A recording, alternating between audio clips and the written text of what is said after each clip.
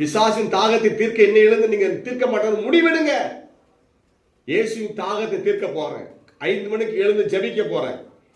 ஒவ்வொரு நாளும் வேதத்தை வாசிக்க போறேன். அவர் தாகத்தை தீர்க்க போறேன். என் நண்பர்களுக்கு இயேசு பத்தி சொல்ல போறேன். அவர் தாகத்தை தீர்க்க போறேன். தினமும் அவர் ஆராதிக்க போறேன். அவர் தாகத்தை தீர்க்க போறேன். வாரத்துக்கு ஒரு உபவாசம் பண்ணி ஜெபம் பண்ண போறேன். அவர் தாகத்தை தீர்க்க போறேன். இயேசுவின் தாகத்தை தீருங்க, உங்க தாகம் தீர்க்கப்படும். கைவை தமிழ் சொல்லுங்க பாப்போம். அல்லேலூயா. அப்பதான் நம்முடைய தாகம் தீர்க்கப்படும். நமக்கு ஒரு தாகம் இருக்கு. இந்த சமாரிய ஸ்திரீ எப்ப தாகத்தை தீர்க்கப்பட்டவன தண்ணி குடத்தை வச்சுட்டு உள்ள ஓடினாங்க பாரு. அப்பதான் இயேசுக்காக எப்ப ஓடுறீங்க அப்பதான் தாகம் தீர்க்கப்படும். அந்த அம்மா தாகம் தீர்ந்தனால ஓடினாங்க. நீங்க அநேக தாகம் தீர்க்கப்படாதனால சர்ச்சைக்கு சில வர்றது இல்லை, செபிக்கிறது இல்லை.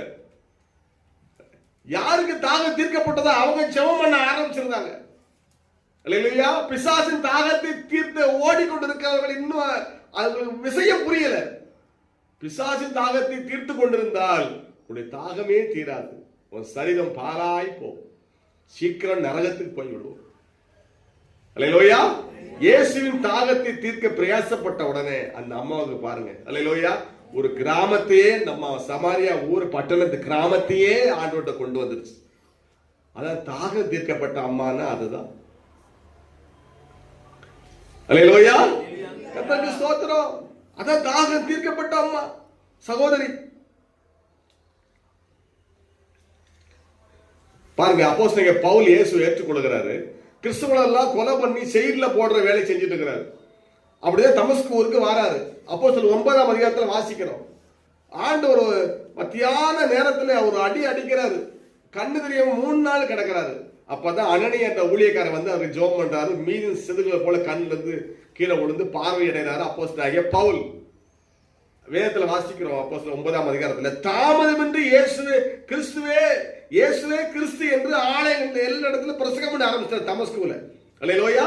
தமஸ்கு பட்டணத்தையே கிறிஸ்துக்குள்ள கொண்டு வர உடனே கிறிஸ்தவனெல்லாம் கொலை செய்த ஸ்தேவான் சாகும் போது கூட நின்று வேடிக்கை பார்த்த அந்த சவுலு இயேசு ஏற்றுக்கொண்டவன். அவருக்கு பேரு பவுல். அல்லேலூயா.